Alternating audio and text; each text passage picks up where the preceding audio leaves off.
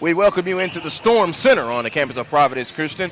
Joe Hillsman, Darryl LeBarry, and Lewis Preston. We get ready for the On the Radar Tip-Off Classic Game 2 between the tradition powerhouse of the Norcross Blue Devils and the Osborne Cardinals. And Norcross coming in with a retooled lineup. We saw them in the fall league. They kind of struggled early. They kind of put some things together. Lou, I'm going to ask you a loaded question. What the heck do you think we're going to see from Norcross? I think we're going to see a little bit of mixture of everything today, to be honest with you. Once again, first game of the year. I'm curious to see how Jade Harris continues, because he finished up the fall league strong after getting off to a slow start. How would they be without Jerry Dean, right?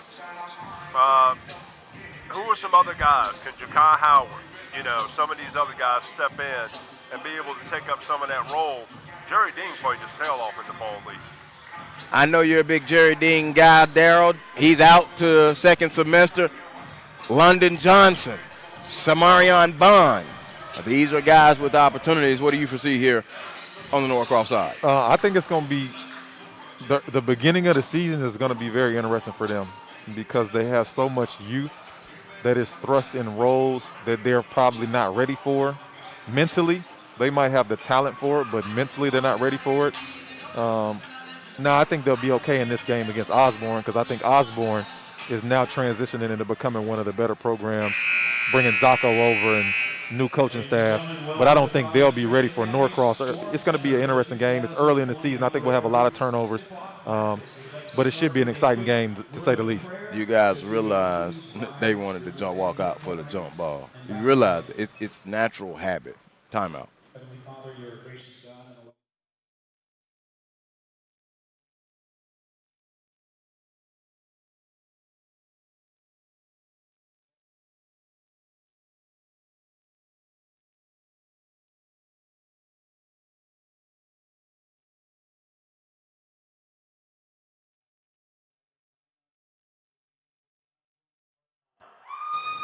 Starting lineups now. First for Norcross, it'll be number 2, London Johnson. Number 5, Jaden Harris. Number 22, Jacob Foster. Number 23, Cook Yak. And number 25, Hezekiah Flagg. And, of course, Yak was the guy that we did not mention. We'll be hearing about that later on. It'll be Johnson, Harris, Foster, Yak, and Flagg. For Osborne, it will be Justin Carter, 6'3", and a sophomore, number 1. Number 3, Jameer Chapman, 5'10", and a junior. Number 4, Zocco Littleton, a junior, 6'3". And number 21, Javen Spearman, 6'1", and a senior. And number 15, Christian Carroll, 6'5", and a junior. Carter, Chapman, Littleton, Spearman, and Carroll. You're probably thinking you've never heard of Osborne. And Osborne has traditionally been a good basketball team and has traditionally had talent. Zocco Littleton now injects that into them. I'm still laughing at Norcross and Osborne walking out for the tip. That's going to happen all year. It's going to happen all year because it's a natural basketball reaction. That's how we start the basketball game. Yeah. At every single level. When are we going to let it go? I'm not going to let it go until you give me an obvious rule of why you want. The kickoff is in football. The referees are within 6 feet right now. I mean, it's just no way not to be within 6 feet. It's unbecoming to me. Side out of bounds to start the game. Like we in the hood. Not even in the hood. You take it out in the center. And you don't even take it out on the side. Take it up top. Yeah. Oh, Osborne in the red with the white numbers and black trim. GHSA is not going to like me. I'm going to get on that all year, G, until you give me a reasonable reason to alter the way the basketball game is played. It will not make any sense to me, and yes, I'm a basketball purist, because I was at a softball game, and I went on purpose, and the ump was right behind the catcher for 2 hours. Miss me with that. I agree. Yak, 3, in and out, no. Rebound comes off. Now it is to Osborne. Osborne brings it up here to Jameer Chapman. Yak is committed to DePaul, right? That's right, a DePaul Blue Big East Blue Demon. They had to cancel their first 3 games of the season. Foster with a steal. Gets it up ahead. Here's London Johnson coming in from Charlotte, North Carolina. Corner 3 by Flagg, no good. Rebound ripped off. Good board by Spearman. Spearman playing bigger than his 6'1" here in the early moments. Spearman open, 3 on the way, no, board by Flag. Hezekiah Flag into the forecourt. Watch 22 Foster. Do not give him any airspace. That's a freshman. Johnson, a sophomore. 3 ball. Good. London Johnson.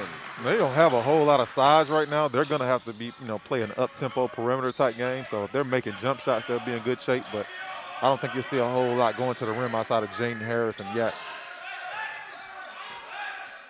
Check it. Foster, a senior. Where did I get freshman from? I apologize. I had to check my stuff there. Zocco, the headliner, coming over from South Cobb. Known as a shooter, has been working on the development as a point guard. And this team is going to allow him to see who all he makes better. Although he knows he still can score when needed. And you can see that early in the game that he's taking on a whole different role. He hasn't even looked to press right now. He's kind of trying to be a facilitator and run the show. And I'm not sure if that takes away from what his strengths are right now, but it probably helps his overall development for when he goes to college. Lost it underneath, rebound, Harris, fight for it, jump ball. Now here's the difference. You had 2 Osborne players reach down for the ball. Jaden Harris got on the floor for the ball. Full all-out sellout for it. Yeah. So that right there, that's a tone setter for me. As you start to watch this game and see how it plays out, that's a tone setter for me right there. Zocco will bring it into the forecourt. Worked on by Harris. Gives it over now to Martin, who's checked into the ball game. Tashawn Martin, a 5'11 senior. This Osborne squad didn't know where they would be playing, and then Zocco showed up, and all of a sudden their schedule just went boom. Drive, offensive foul call.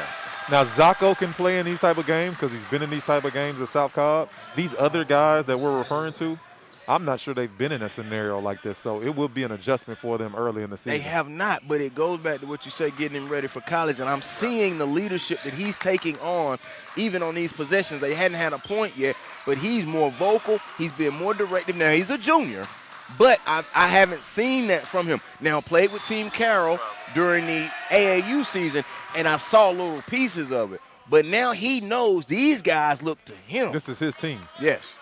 And that's a lot to put on a young man's shoulders, but again, it's all about development and preparing yourself for the next level because he has to be a point guard at the college level.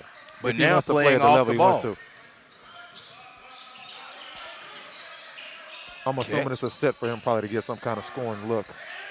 One dribble pull-up, foul. Which is his Zocco game. Littleton That's will his go game. to the free throw line. Which now gives credit. Let's see how Coach DeMarcus Lakes, head coach at Osborne in his second year, he had Zocco as a freshman at South Cobb. Mm-hmm. So now he knows his strengths. Puts the onus on somebody else to step up and say, hey, Zocco really is known for his shooting, maybe not so much off the dribble, but if we run some sets, he can direct without the ball. Coach, as you just mentioned, scoring without affecting the game without scoring. But in Zocco's case, how can he affect the game without the ball in his hands? How they set up different packages for him, whether it's coming off single screens, whether it's coming off staggers, whether it's coming off flare screens. Those are the different ways he can impact because he can wear some people out. My question is, does he have the conditioning at this point, which is probably a no, to be able to do that for 32 minutes? Well, the biggest thing at the point guard is the mental capacity because it's a lot more mental strain playing point guard than it is the wing. You have more things to worry about. You got to be the coach on the court. You got to communicate. You're getting pressured the entire game. You got to run the set. Like point guard, it's hard to just turn somebody into a point guard. Very, very difficult. Well, see, I think he naturally has that, but because his shooting stroke was there so much, that's what we've seen and known in his earlier years. Well, I agree and I disagree because if you watch him, I've seen a couple times they've gotten defensive rebounds, and his natural reaction is to run to the wing, run to the corner to get down and get his spacing and be ready to shoot. When point guards have that reaction of running to the ball, that's what they want to do. Concur. Flag drives up. No, right now they're giving Norcross fits. Both teams struggling from the field. Hesitation. Zocco up. No made field goal from Osborne yet. And Johnson's three is all that Norcross has until Hezzy Flag drives in and scores. It's a good finish by Flag right there. little bit more of an explosive athlete at the rim than he looks. I mean, that's a big-time finish right there. And right now, this Osborne team, again, a problem will be size. But right now, through 6 minutes, they've been scrappy. The other thing is they're going to have to be a team that gets it, kind of like what we talked about with Fayette. They're going to have some type of system that moves the ball and has screening actions that allow them to get shots, because I don't know if they have a breakdown guy that's going to create shots for them. Outside of Zocco, and he's not really a breakdown guy. No, he's not a guy with a lot of wiggle. And when I see him with the ball, I'm just going to load it up. I'm going to pack it in, load it up. I'm going to make him have to do some things. He's going to have to make contested jump shots all night off the dribble. Which now lends me to this. They've got to be able to get against a good defensive team, against a tall team. They've got to be able to get the board and go. They can't let the defenses set up. So they've got to be able to steal 10, 12, 15 points in transition. And when they score, set up some type of pressure defense that's going to, be able to help them create offense off of their defense with steals. Right. They Foul. basically got to slow teams down and try to keep the game in the 50s. Yeah. Or speed the game up and make it wild and out of control. You got one option or the other, because you're not going to beat them in 5-on-5. I don't think. Not in the half court. No. Bounce in. Bond. No. Rebound comes off. Good board. And now here comes Osborne running. This is their biggest height. Drives. And no. Can't score. Rebound. Jakai Howard. Oh, my God. I like He's in the Jakai game. a lot. I like him a lot. Do you like him? Man. Jakai, I don't think even know his ceiling yet. Johnson. Top side. 3-ball. No. Board underneath. Comes off to Littleton. The good thing for Osborne is Norcross is so young, they don't really know where to get baskets right now either. So that's why it's going to be, it's hard for them to get away from you. 3-ball, no good. Rebound, the flag. But now this is where I put the onus on Jaden Harris. You're the veteran. And I love Jaden. I think he's a good player. But is he a true natural point? I don't know if he's there. He's been trying to adjust and, get more poise, but we've talked about it several times already in this short time together. True point guards are born, not made. It's very difficult. Another 3 from London Johnson. Johnson with 6 of the 8 points right now, and he's brought that flair of the offensive game with him. I don't care who you are. I don't care what classification you are. If you're not going out and contesting with your hands up, you don't have a chance. That's like shooting practice. Bond scores. Go need a timeout. Got to get one. And that came from London Johnson, and a timeout called, a 30-second timeout with 1:05 to go in the first quarter. SUV TV Instant Replay. Johnson, there you go. Take that with you. Samarian Bond. I mean, if you look at it, Osborne defensively, you're not in bad shape. They've only scored 10 points in the first quarter. It's just you only have 1. I mean, you're okay defensively. You just got to find a way to manufacture baskets, manufacture points. And I'm not sure where they come from what we've seen so far. But how are you going to manufacture points when you don't got guys outside of Zocco who's accustomed to playing? The way to do it is either defense to offense or have some type of system that helps the guys. You know what I'm saying? Whether you run a flex or whether you run a high 1-4 horns action, you got to run something that the guys, all they got to do is make certain reads and react to certain things, and they get opportunity to score in their places where they're comfortable. The good thing about this Osborne team, they're notably juniors. They got a couple seniors, and those seniors aren't impact players, and they got a sophomore. This is a setup year for next year, if I'm able to say that term. So go ahead. Carroll gets the offensive foul at the turnover. He's a junior, Christian Carroll, number 15. Right. So get this experience and these chops now. There probably will be some additions. That's what goes on in basketball. Let's just be frank. There probably will be some additions. And they could very well be already in the district and already in the school. Yes, I'm dropping dimes. So I'm staying out of that. Jumper, good. Span, Lennox Span, a Norcross native. Up ahead, here's Chapman. I began the broadcast stating that Osborne has always had talent in that area. They've had really good guards that a lot of people didn't know about. I mean, I can go back to 6-7 years ago. They had a guard over there was averaging almost 30 points a game one time, and nobody knew about him. They haven't been developed.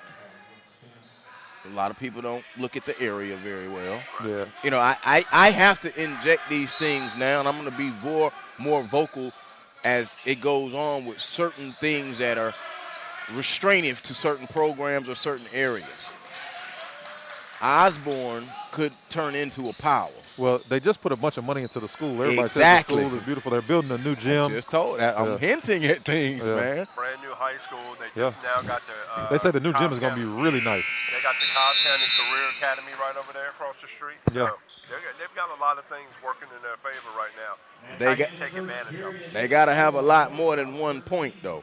13-1, Norcross leading Osborne after 1 right here on SUV TV.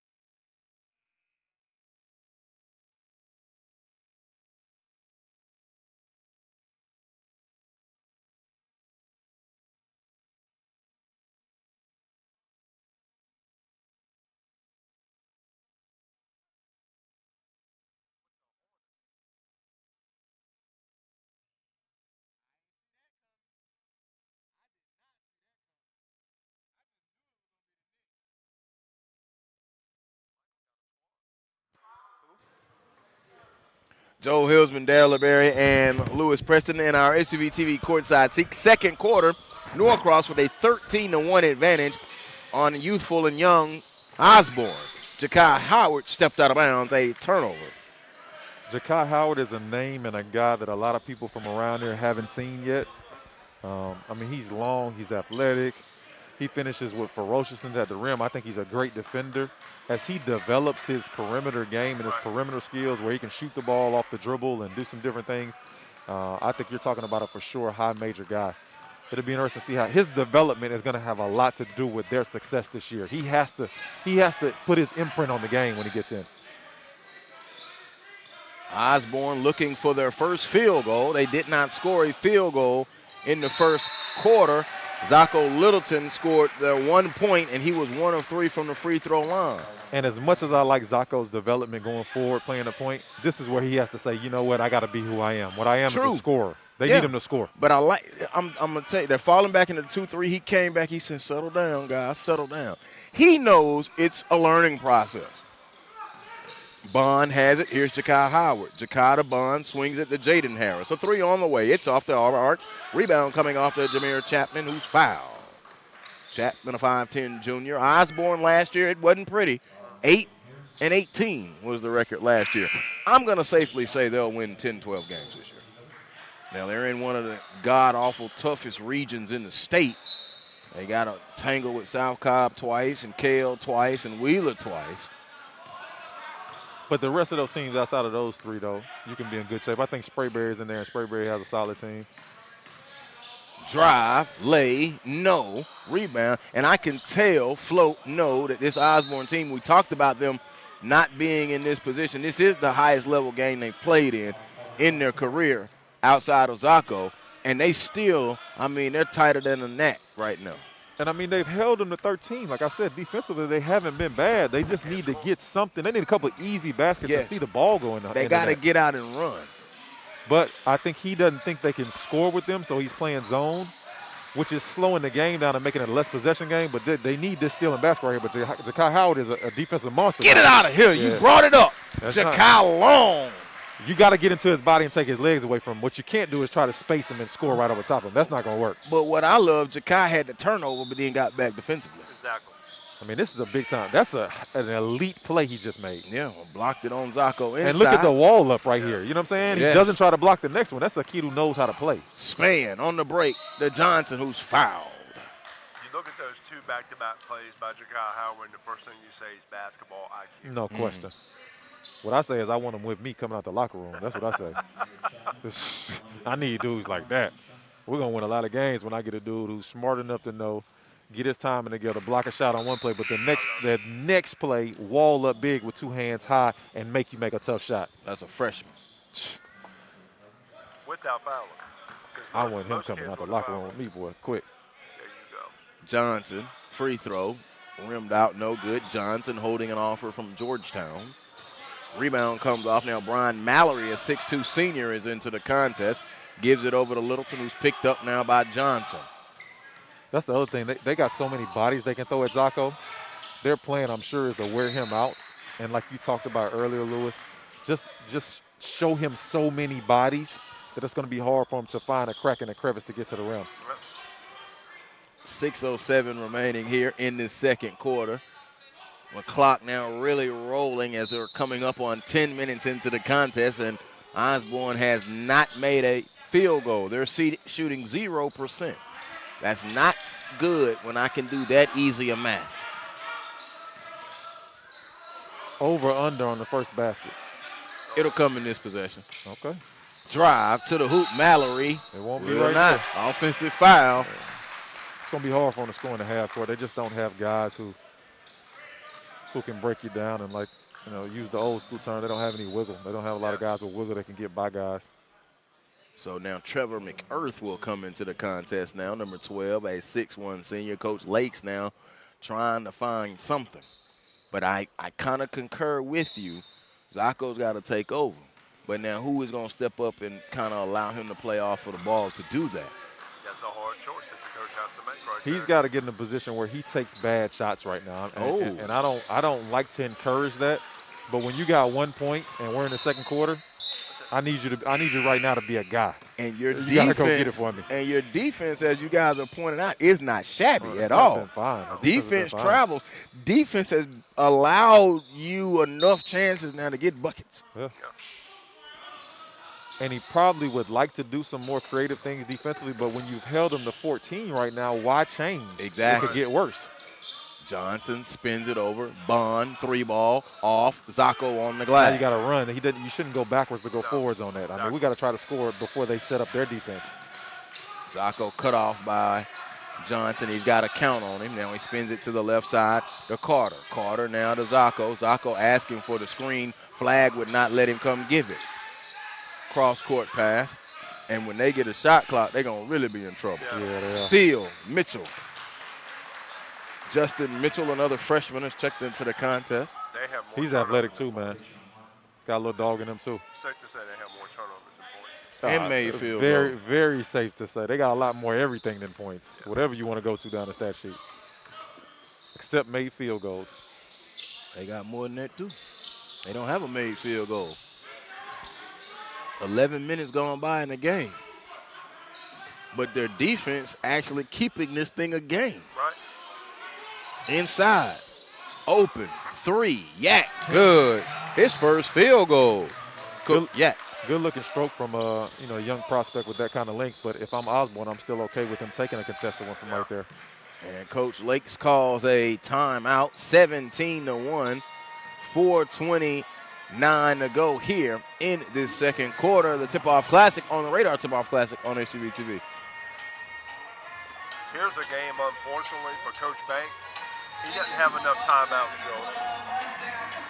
He does not have enough timeouts in this game. I'm just going to be honest about it. If you coach long enough, you'll be in this situation. It's a lonely feeling because you just don't know what you can do to generate points. It's quicksand. And you looking in the guys' eyes in the huddle, and they don't believe in what's going on right now. And you need something good to happen for you. And usually the only way that's going to happen is if you can get a couple steals and a couple easy baskets or get to the free throw line. It's quicksand, and the reason why I say it's quicksand, no matter what you do and it's not working. Same result. Yeah, and you just keep, the harder that you fight, the deeper you go. And then to the point, eventually you can't breathe. I agree.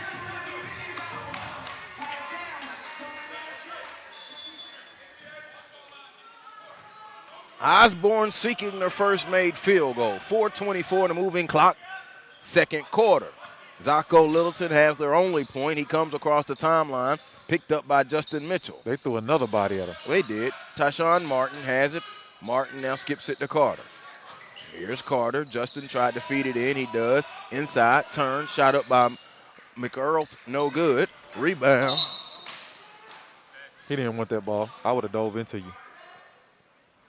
We would have found out if you've been lifting weights or not right there in that situation. If that was Oh me. man, don't Oh, stall. I think he was going to ball up. Do not. And Do we have a replay? And then I'm supposed to be your guy, but you didn't even catch me. I leaned all over this way. Wow. I wasn't even involved in Hey it. man, the only thing preventing me from actually being in the game is eligibility. 17-1, 3:50 to go.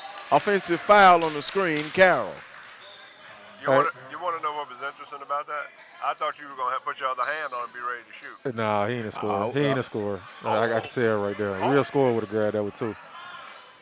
I'm going to go ahead and take a swig of this Dr. Pepper right here. Yeah, because, I had the pencil in my right hand, put it in my left, and Come on, man. Carroll drives, bumps, and scores. Zocco Littleton. They needed that. That was huge for them. And it was a transition play. And that's what right now it looks like that's going to be their best opportunity to score. Turnover. Miscommunication, Jaden Harris. The hezzy flag. We're in our SUV TV courtside seats. Glad that you're with us. Joel Hilsman, Lewis Preston, and Darryl LeBerry. Boy, we changing balls more than football right Man, I'm trying to tell you, boy. I'm gonna keep an eye on it too because I'm not sure if it's getting cleaned in between. I don't care if it's not. I'm just against changing game balls. Jump ball and changing game balls, man. I think they're getting us with the banana in the tailpipe. They're just switching balls for no reason. I'm a purist. That's all it is. Zocco got to take that. 3 balls. Zocco Zocco. the first one. No. Rebound by Yak. Yak to Harris. Harris skips it quickly to Mitchell. Mitchell set fire. Corner 3. Good rotation and dropped it in. I was at a camp with Mitchell. I'm telling you, this kid's not bad. He's got some strength, some athleticism. He plays with a real chip on his shoulder. I think he's going to bring something to Norcross, too. They're very, very young, man. They got a lot of young guys who will be trying to figure it out. But if they continue to develop and trust the process, by the end of the year, they might sneak up on some people, and that's weird to say for a Norcross team. No, they're not going to sneak up because they're going to get dinged back. And the thing is, by the time he's back, they would already have developed more depth. So it should make the team better. Exactly. Yeah. And whose spot? Ding is very different from the guys they have playing, too. Whose spot, which starter is going to fight to make Jesse McMillan's decision harder? I live by the Popovich rule. Make me make it hard to take you off the floor. Mm-hmm. Yak has it. Now to Johnson. Johnson's at the top. Foster, they're closed out. They know the scouting report on Foster. I'll tell you that. They scramble defensively, man. They flies at a picnic now. Rebound inside. Yak turn. He picked up. That's a double dribble. Come on, ref, wake up now. Wow. Early in the year, but wake up, ref. It ain't early in the year. I'm not. That's just obvious double dribble.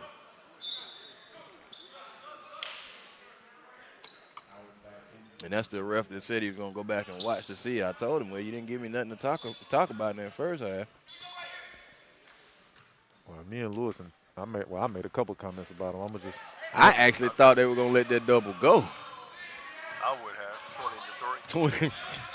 If it was the Osborne. other way, if it was the other way, you can't cheat for the team up 20-3. That's a heavy C word you use. Oh, down to McHale and a traveling violation. Wow. It's just a struggle for them in the half court. Man. Yeah, it is. Because you know why? They don't have a scorer.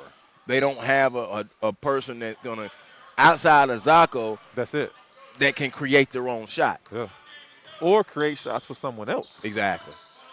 Which makes the game tough. That means you gotta get a home run on defense. Almost. And shoot, right now, they have played solid D. Cannot discount them. But points are at a premium. You can tell defense is stressing their program just by the way they close out, their energy. They have hands up. They move their feet. 3 ball. Harris. Good. A 3 from Jaden Harris. His first field goal. It's a 20-point game. But it's a 20-point game with 78 seconds to go in the second quarter. Yeah. 20. If I'm Osborne and they only got 23 at the half, I feel pretty good. I'm not mad at all. Zocco catch. And he's 3. got to take those. Foul. It can't even be any hesitation. Like he's got to take anything that's even close to an open look. He cannot pass the ball. And we've seen since about the 5-6 minute mark of this quarter, he hasn't been on the ball. So that's in the essence to trying to go and get him offensively injected into the game. But I think he's taken 3, maybe 4 shots. I mean, if I'm playing on this team, I've taken 14 shots already, at least. That's the only chance we got. Not to be selfish, but what other chance do we have? The whole point of the game is to win the game. I totally And whatever understand, I have to do. Now, if I'm playing with a bunch of guys that can score, okay, I'll facilitate. I'll move it around. I have no problem with that. But if I know I'm the only guy that can score, then y'all need to give me the ball and get out the way. And I got to figure it out. That's what good players do. I do not disagree with you. Jason Blackwell checks in, listed at 6 feet, but now the girth is different. The girth is different. Hey, that's a lot of meat, boy. You see that? Football coach probably a little upset. He should be out there with them. No, he right here where he at now. Just push around and use it. I put him in the well. He's not the height, so the height there is Carroll in the middle. Flag jumper, no. Howard athletically gets the board, fighting for it. I love it. Foul call. Way to impact the game without having to run any sets for me. But you know what's crazy about that? He was doing the same thing in the fall league. Yeah. Doing the exact same thing. He was always getting his hands on 2 or 3 balls. I don't think he knows any other way to play. No. And you know what? Puts pressure on me as a coach to take him out the game. Or not have him as part of the rotation because I know what I'm going to get out of him every single time he's on the floor. I ain't want to say nothing. I got mad when Jesse took him out the last time. Yeah. Like he was my cousin or something. He did. Yeah, because it came after 2 good defensive plays. Like, come on, coach. What are we doing now? Yeah. Substitution of Christian Carroll, 6'5", a junior. He will come in for Jonathan Carroll. But instead of pouting, what did he do when he came back in? He goes and fights for offensive rebounds, scraps and claws. I got to say one thing. You two guys are amazing. Y'all think it's mid-season form, it's first game. No. We locked in. Listen, I'm over that early in the season thing, man. We play basketball long enough now. We was in the house for 3, 4, 5 months. We started playing in June, the late July. We good, man. Forget all that. We're knocked down 2 free throws. Listen, we're dealing with basketball programs. Now, some schools around here that have teams, and it could be early, but we're dealing with basketball programs. Traveling violation. Now, things could be a little different for Osborne, but they're a team. They're trying to develop a program. Yeah, that's trying to develop. Yeah. And Lakes is in a good situation, Dr. Lakes is. You know, it's an inviting situation. He made the move over last season. Building is hard, but it's easier to build when you play quality comp. Bond, 3, short, board, Littleton, outletting, and now here comes Carter. Carter to the hoop. Carter layup. No, he blew it. He heard the footsteps of Flack coming. 18 and 3, 10 seconds. That would have been a good one going all the way to the hoop, stopping off 2 feet, shot fake, and letting the guy jump. Come on, coach. Nobody goes off 2 feet anymore. Come on, coach. You're dating yourself. You're dating yourself when you do that, coach. Foul. They don't play the game like that anymore. I don't see. They Euro stepping all that now. They don't get off 2, have good balance, and make a quality decision. That's old school Darryl, basketball. this is what gets me. As a coach, though, I still can coach these things. I think we're letting coaches off the hook. I've never known a player to walk in and say, "No, I'm not going to do that because I want to do it this way." I don't get it. Let me show you a more productive way to be able to score. Well, unfortunately, they do that nowadays, Joe. I know they do. I'm being facetious. Yeah, I hate it. But, you know I can go through about 10, 15 coaches that, do you want? Okay, they're the door. And until you have the wherewithal and the confidence in yourself and your program to do that, then we'll continue to watch basketball the way we watch it. It comes back to culture. What's the culture of your program? And you got to have your older guys buy into playing the right way so that the younger guys or the transfers or the new guys that come in have no choice because you just look so bad playing the wrong way. But I can't wait till we start seeing mixtapes that have turnovers. 3-ball, Foster. They don't have enough. The mixtapes would be too long if they did that. Yeah. Zocco's got to take those kind of shots if they want to have any chance. Hey, it was a productive 8 points for Osborne in that second quarter. Norcross has a 25-9 lead over Osborne. Osborne is in youth and development mode, but here they are. They aren't just racking up easy W's. Timeout, halftime on the Radar Tip-Off Classic on SUV TV.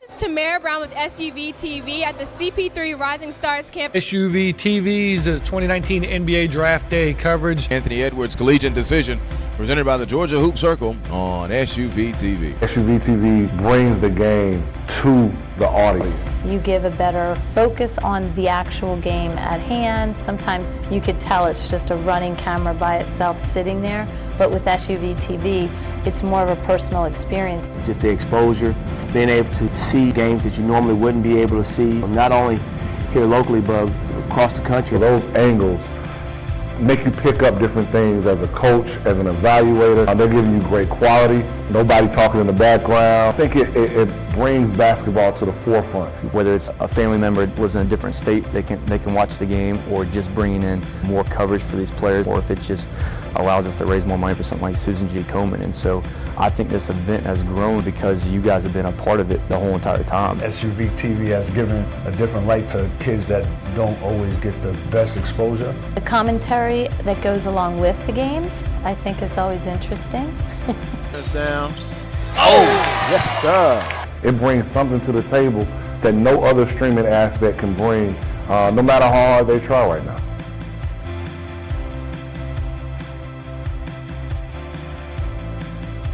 Dayton Avian Williamson at the buzzer. That is how you get the Peachtree Corners Invitational started. And that will do it. Thanks for joining us.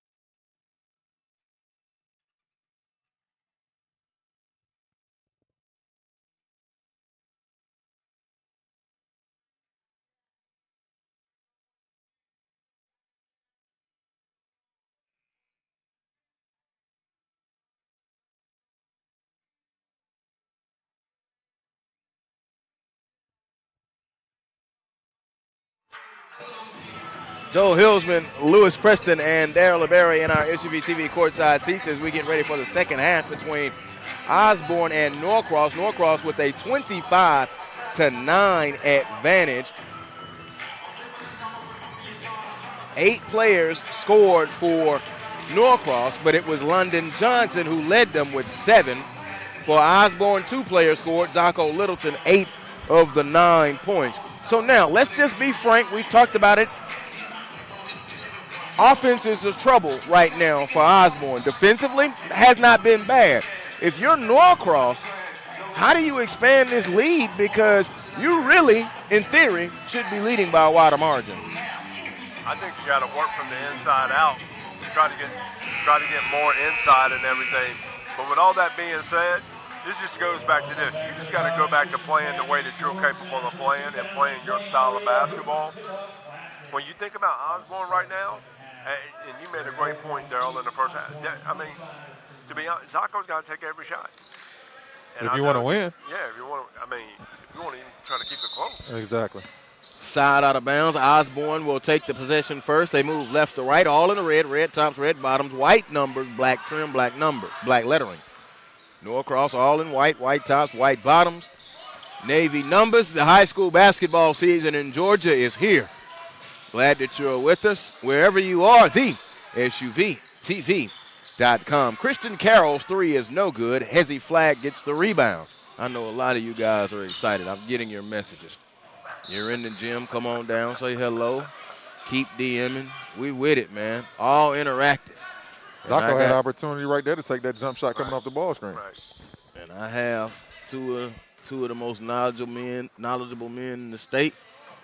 So it's just what we do. Littleton comes and now gives it over to Carter. Young Carter bounces a good screen roll action with Carroll. No. Follow. No. Rebound underneath. Carroll up. No. Carroll got the board. They just cannot score. 2 great opportunities, though. That's probably one of the better half-court possessions they've had this entire game. I mean, they had a great ball screen, hit the roll guy. Then they had an opportunity for the easier tip in. He missed it. He got it back. Way to keep scrapping. And unfortunately, they got to take it out based on out of bounds because that would have been great if they could have got a couple free throws right there. That was shooting right there. Carter, baseline out of bounds, looks and skips it back to Zocco Littleton. Has Jaden Harris on him. Zocco calls the play and then comes for the screen. Now spins it across to Chapman. Chapman underneath. And a foul. So now 2 fouls on Norcross. Just to remind you, fouls reset this year at the end of each quarter. 6 fouls for the 1-and-1, 8 for the double bonus in a quarter. Should that have been the clock just ran off about 10. There we go. Yeah. Okay, young fella, wake up now. You got your AirPods in. Oh no, we're gonna get him over there because I said when I walked in the gym and saw he was running the clock, I said it before the first game. On the drive, here's Chapman. Gives it back now. Carter stops, turns, difficult shot, air ball. Carroll could not save it. It hit out of bounds. Norcross basketball. Yak, Foster, Harris, Johnson, and Flag, the 5 on the floor for the Norcross Blue Devils. Jonathan Carroll, Christian Carroll, Zocco Littleton, Justin Carter, and Jameer Chaplin, the 5 on the floor for the Osborne Cardinals. Norcross has not figured out what to do against this zone. Drive. Johnson, float good. London Johnson now. Tough shot. That's what I'm saying. They're manufacturing tough points versus zone. I mean, Osborne just can't put the ball in the basket to save their lives. Exactly. Good pass and score, Jonathan Great play Carroll. by Zocco right there. There's a dime for Zocco. 27-11. We've seen better offense right now and offensive sets from Osborne through the first 2 minutes. Took 2 quarters to get a basket in the first half. Yeah, Foster was closed out on in that corner. Here comes Harris. Harris lost it. Harris turns, fade, jump good. Jaden Harris. And Jesse Mack calls his famous timeout after the make. 6:04 to go, 29-11. SUV TV instant replay. Jaden Harris fading away and strips the nets there. Norcross. I'm sorry, go ahead. You can tell that even though they've scored the last 2 baskets, Jesse doesn't like the fashion in which they're scoring. He realizes that these are hard shots that they're making, And if Osborne continues to force them to take those type of shots, those will end up being misses that turn into defensive rebounds and opportunities to score for them. Which I go back to, you start to think about other games you're going to play, how much of this is translatable when you're playing different, more talented opponents. Norcross, last time they were on the floor, it wasn't pretty. I mean, they got absolutely routed at Grayson in the 7A quarterfinals. They finished 26-4 last season.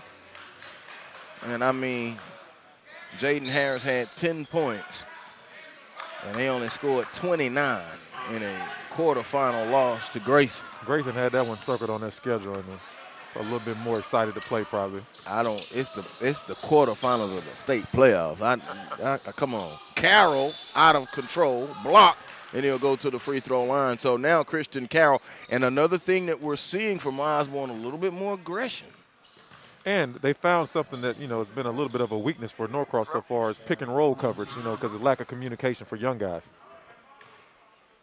What you're starting to see is that bottom guy's usually got 1 foot out instead of having 2 feet with his head on the rim right there, and they've been able to get that roll slipped over too late.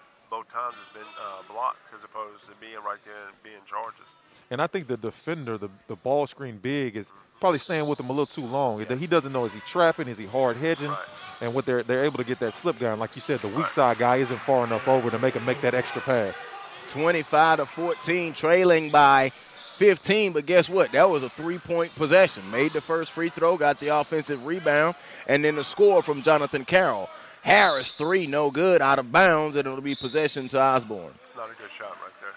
Considering you're up 15, kind of been sloppy to come out here to start the third quarter. You can get something better than that. And what teams, especially young teams, have difficulty with is the reason the other team is playing zone is they want you to take contested jump shots. They're okay with it. They'll live with it. If you beat them making those shots, you just beat them. Right. Osborne is small. They have no shot blocking presence at all, none. So they rather you shoot jump shots, rebound the ball, and that gives them opportunity to stay in games. Carter got away with it. Now in the Carroll, fading, no, board, flag, tipped it to Harris. Jaden Harris skips it to head to Bond. Bond in transition, the lefty scores. Samarion Bond has 4.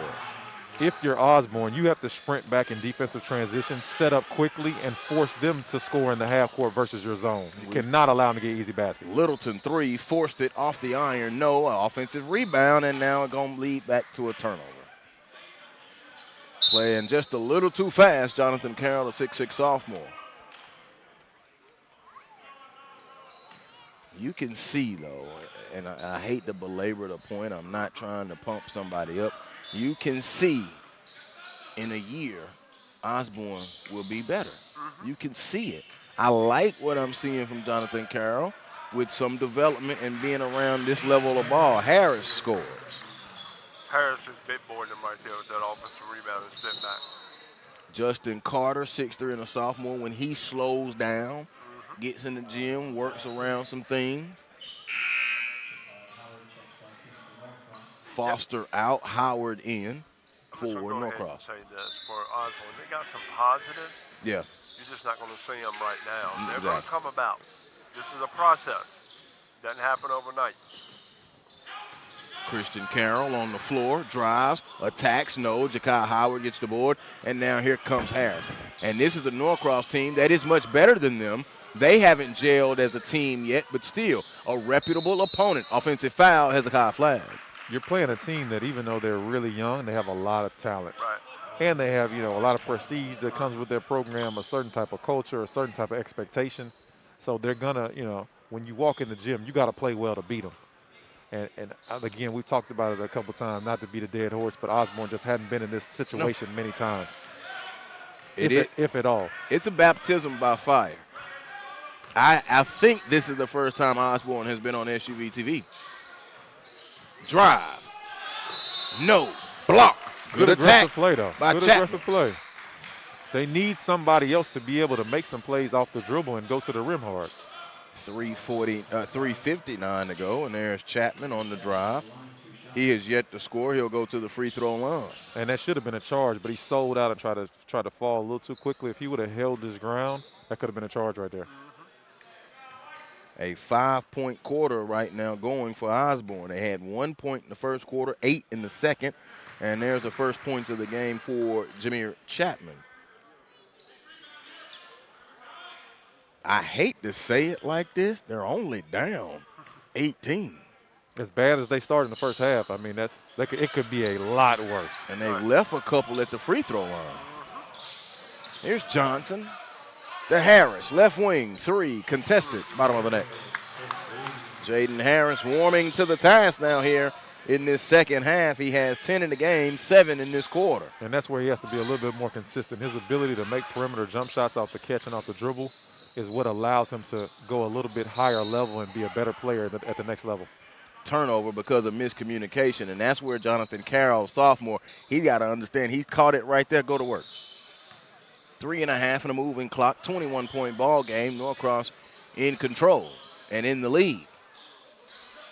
The story, though, in this game is Norcross gelling a 3 from London Johnson and Osborne playing quality competition. And now Osborne's not getting to those shooters. They've given up about 3 or 4 open looks. You might have to think going to a different zone or doing something different defensively. I go 1-3-1.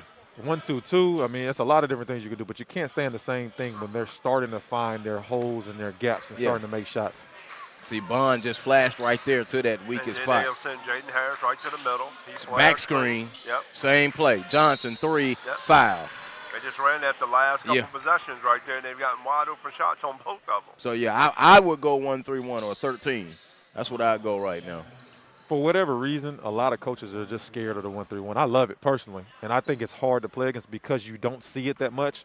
But coaches they think that it's so much, like we talked about earlier in the press, they think it's a lot of space, and they think there are a lot of openings versus 1-3-1, and they're afraid to play it. I love these conversations. There are so many gaps that are taken away on 1-3-1 because of the way that you have it situated. No Especially question. if you got somebody on that back line that can cover from corner to corner. I agree. On the pass. But that guy has to understand angles. He has to anticipate, and he has to be, he has to buy into it because you are working hard down there in that bottom. Absolutely. But the trick about the 1-3-1 is no matter where the ball is, you can always be in a 1-3-1. Absolutely. If the rotations are correct. Right. Absolutely. And it only takes 1 or 2 times to show it. I saw a 14U team run a 1-3-1 all summer. And they won a lot of games because of that. That coach probably believed in it. I mean, I'm telling you, coaches are creatures of habit more than anything else, and they do what they're comfortable with, and they teach what they're comfortable teaching. Which is why I feel a lot of retirement papers about to come through with the shot clock. God, they got to make these layups. They had 2 great opportunities in the right paint, there. They're blowing bunnies and blowing free throws, and London Johnson's going to try to blow them out the gym with the blow by London Johnson. He has turned it on in this third quarter. He has lived up to his namesake. Yeah, it's funny that you make that comment about 1-3-1. We ran it a lot at Penn State because we didn't have the talent versus your Michigan State, your Ohio State, your Wisconsin. Junk up the game. We totally junked it up, right? To the point, I'll never forget it as long as I live. Kalen Lucas and Darrell Summers had no idea what to do because we would throw You it don't to play them against doses. it. You might play against it once or twice a year. It's just not a comfortable situation. We threw it to them in doses. Then the last 5 minutes of the game, that's all we played. They could not And your coach can go over it and talk about it, but when guys are flying around at you, it gets so uncomfortable that unless you get a couple early looks early and make it, that the basket just gets smaller and smaller. And don't mess around and tip a couple passes. You tip a couple passes, the other team is done. Oh, yeah. But you got to be ballsy, and you got to have confidence in teaching it and confidence in playing it. There's the key word, confidence in teaching it. A 3 by Howard is good. I'm telling you, I think that kid got a chance to be really, really And good. that's why I'm going to harp on coaching a lot, man, because, I get tired of it's for the kids and we only can do it our personnel a lot. No, go out and teach it.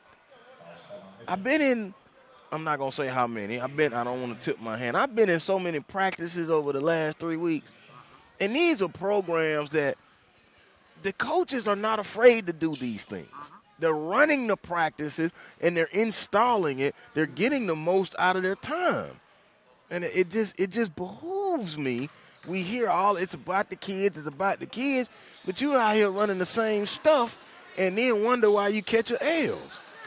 Behooves. Way to go to the vocabulary. I didn't know if you caught that. I caught that, Lewis. I don't know if the people at home caught it, but They called it. when you go to behoove, that means he was serious about that. 47-19. Mitchell is in the corner. Google it. He was sounding like a Fulbright scholar. Man. Corner. Google it. Corner three. Wow. One corner to the other. Back-to-back threes. This boy here, boy, I'm telling you, if he start making jump shots, oh my goodness. Yeah, it's gonna be lights out if he start making jump shots. Lewis, was that me and you when we was at the foul league and he dunked on somebody? Yes. So he gonna catch one today. I'm telling you. Zocco forcing. And that's okay, Zocco. You gotta take it. Yep. Rebound No off to chance they Michael got. Richardson. Mitchell put it on the floor and then lost it. 57 and 4/10. 50-19. I know I like how you said, both of you guys are coach, how you said coaches are creatures of habit. They are. But I think that also, regardless, you have to be open-minded and see things. Rebound underneath, Bond score. The place that is the most surprising is if you watch NBA basketball.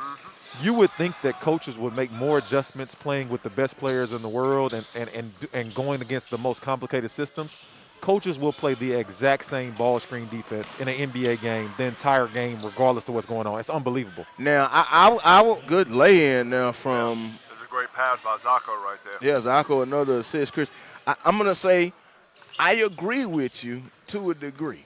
I think once you get to conference semifinals, a little different. Rebound inside. I think that's what's going to be interesting. I want to see what Ryan Saunders does. I personally don't believe he's an NBA coach. We'll see. I want to see. He's got some talent now, so that excuse is over with. But they've had talent. He's got more talent this year. They've actually put together a somewhat – I don't know if the roster makes sense as far as the pieces, how they work, but they have pieces now, more pieces than they've had before. I want to see what Silas does. 3-ball, off the mark. He don't have a whole lot to work with because those guys don't want to play with him, man. They put him in a bad situation, man. And I think sometimes it's okay not to accept the job. 3, no good. When you're, and we're going to get into some stuff. I don't know how people are going to feel, but it is what it is at this point. Black coaches don't get a lot of opportunities. When you get one, you got to take it. That's coming up in the fourth quarter. 52-21, and it will be a running clock right here, HBTV.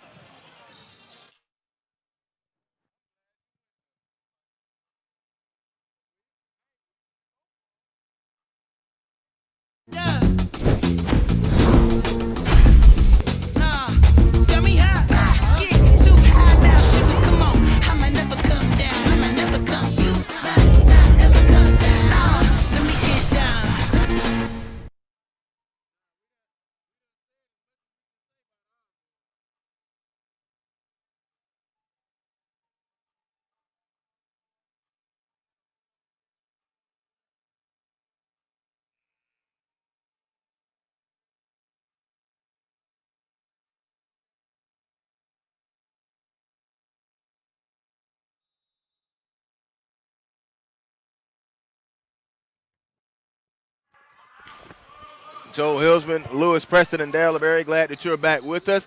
It is a 6-minute shortened fourth quarter because of the margin of the game in our SUV TV courtside seats. Although a 12-point third quarter, a high for Osborne.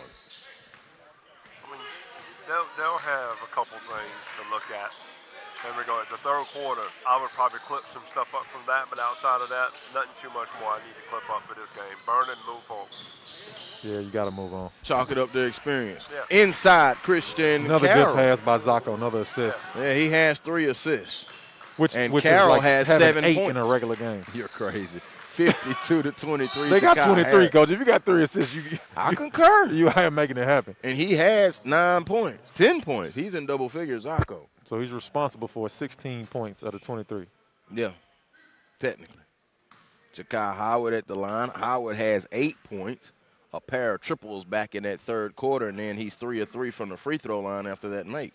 Had a good offensive rebound, a couple good defensive plays. I think he's shown that, he's a guy that's going to be reckoned with for a long time to come in the state. Free throw good.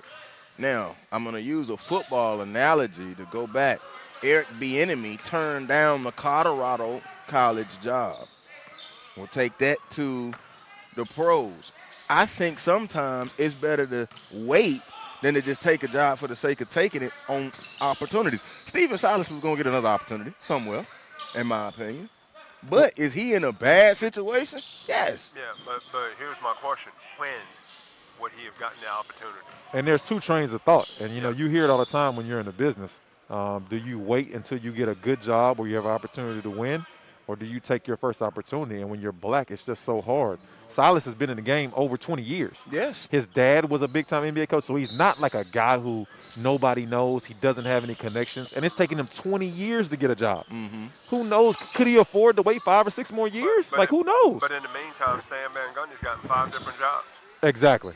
And turning down jobs. So, you know, you're just in a situation when you're a black guy at whatever level you're at, you got to, you know, I think it's you're going to have to make a decision at some point. I think it's a Pandora's box. I like Billy Donovan with Chicago. I like Van Gundy with the Pelicans. And the other thing I heard was with Silas is he got the okay from Russell Westbrook and Harden, and then as soon as he got it, both of those guys said they wanted to leave. So in his mind, when he's taking the job, those guys say they're going to be there. If you got Russell Westbrook and James Harden, it's a no-brainer. So they put him in a bad situation, I think. I know they helped him get a job. And my mentor says this all the time, Paul Hewitt. He says, and I don't know if it's true or false, but the older I get and the more I watch, I'm starting to believe him. Okay. Black guys of power in basketball, specifically, that are the main players, the guys who help make decisions, very rarely give a young black coach a chance. But they'll give a young white coach a chance. How many times have we seen a mutiny when a young white guy comes and gets a job like this? This is a mutiny we're going on in Houston right now. Right. Now let me go back and make this comment. I like this conversation. I'm going to be quiet. Let me go back and make this comment. And let's start here in Georgia high school basketball. Okay. How many of those guys look like the guys? And let's start really looking about that because I think it goes back not only to that, I think it goes back to athletic administrations. Yeah. I think it goes back to presidents on college campuses, all the way down. Because those are the people who are making the decisions. Exactly. And so when you start to look at these numbers and how these numbers don't bear out, then there's where the issue lies. Okay? Because here's the thing, and I'm going to say it today, and I promise you, Greg Marshall is going to get another job. And he just got $8 million to walk, plus he had already been paid $3 million this year. So he basically got $11 million to walk, and they can't say anything negative about him. Exactly. Because it was part of the buyout. And he hit a young man, and we got a bunch of different allegations. If a black coach did any of the things that Greg Marshall did, he would have been fired instantly and received no money. There's no question about it. We just saw it with the FBI investigation. Exactly. Who got fired? In the FBI investigation, and nobody wants to talk about it for whatever reason. The only people that got in trouble and got arrested were 4 black assistant coaches. There's supposed to be what they call head coach responsibility in the NCAA. A lack of institutional control. The head coach cannot allow things to happen in his program and just skate away, because what happens is they'll get an assistant to do something, the assistant does something, he gets in trouble, and then they get out of it. So they made a rule saying that the head coach was going to get in trouble every single time the assistant coaches got in trouble or did something wrong. Right. We got Will Wade coaching, we got Sean Miller coaching, we got Bruce Pearl coaching. I like these guys, but at the same time, it's unfair for the black guys to get fired and nothing happened to the white head coaches. But here I'm going to go back to even one. How many of them have gotten contract extensions? A lot of them have gotten raises during this opportunity. Contract extensions. And we're talking about guys who are still coaching, and the guys that are on the roster that they're on the telephone saying that they paid for are still playing, helping the program and winning ball games for them. That's unfair. It's not right. Well, I'm going to go ahead and I'm going to say this today, right? I think it starts from up top. Leadership starts from up top, right? What you promote, you permit, right? Yeah. Or what you permit, you promote. And right? and we just come out of a Black Lives Matter movement. To me, this is a form of systematic racism. When black guys and white guys are not allowed to do the same things and not have the same repercussions or same issues happen to them, that's a definition of systematic racism. But I'm going to go back to something you said earlier about Eric Bieniemy, right? And he turned out Colorado. I think he is the best offensive mind. He and Kyle Shanahan, in my mind, are the two best offensive minds in the NFL. But then we got McVay, who got a head job when he was the youngest guy. We got my guy from Texas Tech, who didn't win a game at Texas Tech, and he all of a sudden gets the Arizona Cardinals job. I mean, how does that happen? Yeah. Well, I could go somewhere with that, but let me go to the Airbnb thing.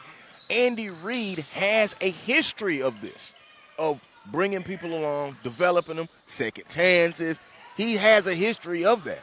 So he's one of those people that, and I hate to use this word because it bothers me at times, the word opportunity, but he's one of those people that have gone through tough things, lost a son over things that, no parent wants to lose their son over. So he understands you're not perfect, but I'm not going to look at your skin color. I'm going to look at your content and what you bring to me. And that has helped promote the enemy. But, yeah.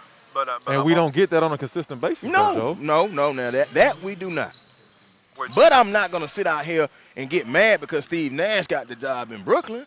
I'm not going to get mad about that. Okay, so let me say, because Jock Vaughn is still the associate. I'm not just because every job that comes open, is there a qualified African American? Probably so. But that don't mean that black guy got to get that job. Like that's not what I'm saying. What I'm saying is Steve Nash getting the Brooklyn Nets job is okay, but Steve Nash getting the Brooklyn Nets job is different because he gets Kevin Durant and Kyrie Irving to start his first team. Steve Silas thought he was getting that kind of situation. Black coaches don't get that kind of situation. They usually get the Charlotte Hornets. That's who they get. Yeah. So you get a team or you get the Atlanta Hawks. And now you got to try to find a way to manufacture and win games Understood. versus starting out with a team that has a chance to win a championship right away. They wouldn't have gave that.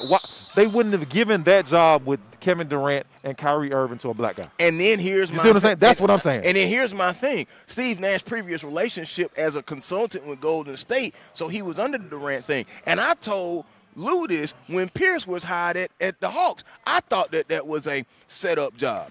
I'm wrong. You didn't. I don't think you're wrong. I don't think you're wrong. I still think it is. Okay. I still think it is. Okay. I thought it was when he hired, and I've leaned away from that, but I still can see where you can kind of say if they don't get in the playoffs this year, they're going to move on.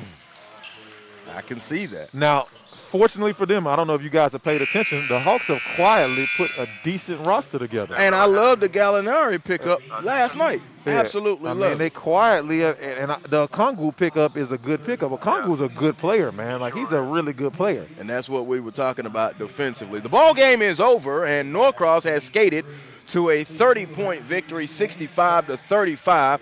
In dominant fashion. I've got all the books. We had that topic there. That's what we do. And the leading scorer was London Johnson. Johnson finished with 17 for Norcross. Zocco Littleton, he did the heavy lifting. He finished with 18 points and 3 assists for a young Osborne team. All right, buckle up. The number 1 player in the state and the top 3 in the country is coming up. And he's going against some old teammates. Sandy Creek and Pace next.